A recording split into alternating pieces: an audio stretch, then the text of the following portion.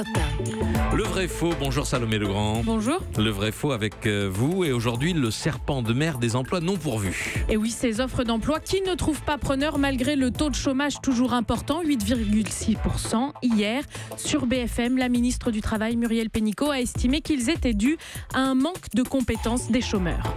Vous voyez, l'année dernière, on a eu cette bonne tendance, sauf qu'il y a quand même 300 000 offres d'emploi qui n'ont pas été pourvues chez Pôle emploi, principalement pour des raisons de compétences qui n'étaient pas ajustées. Donc ça c'est votre nouveau chantier. Et c'est stratégique pour les individus et c'est stratégique pour nos entreprises et donc la compétitivité. 300 000 emplois non pourvus. Salomé Legrand, vrai ou faux?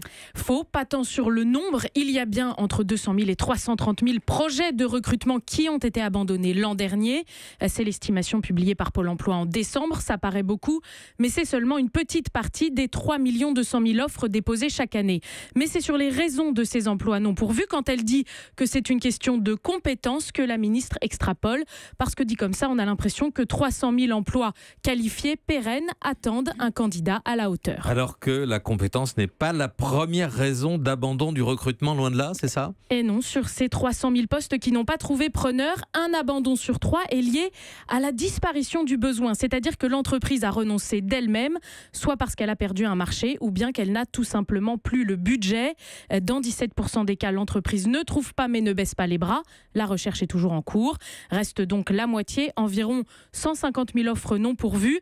Et quand Pôle emploi interroge directement les patrons concernés, ce que l'on constate, c'est qu'ils reçoivent bien des candidatures, mais pas beaucoup, 5 au maximum.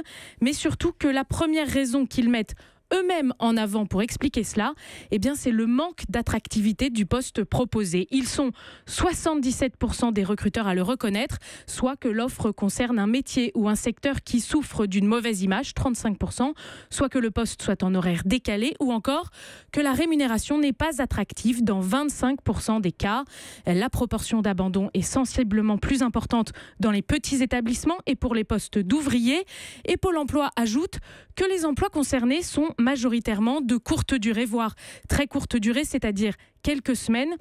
Dans le secteur des services, l'aide à la personne, notamment la restauration, la construction, et donc qu'il n'aurait pas abouti à la création d'un emploi pérenne à temps complet sur l'année. Pour autant, il y a bien un problème de compétences. Oui, pour justifier l'échec du recrutement, les entreprises citent aussi la nature spécifique du poste ou des habilitations particulières que peu de gens peuvent se prévaloir, mais également le manque d'expérience, le manque de motivation du candidat et enfin, derrière, le manque de compétences. Pour ces cas-là, la formation est donc cruciale, d'où d'ailleurs ce plan de 15 milliards d'euros à destination des chômeurs et des jeunes que défend la ministre.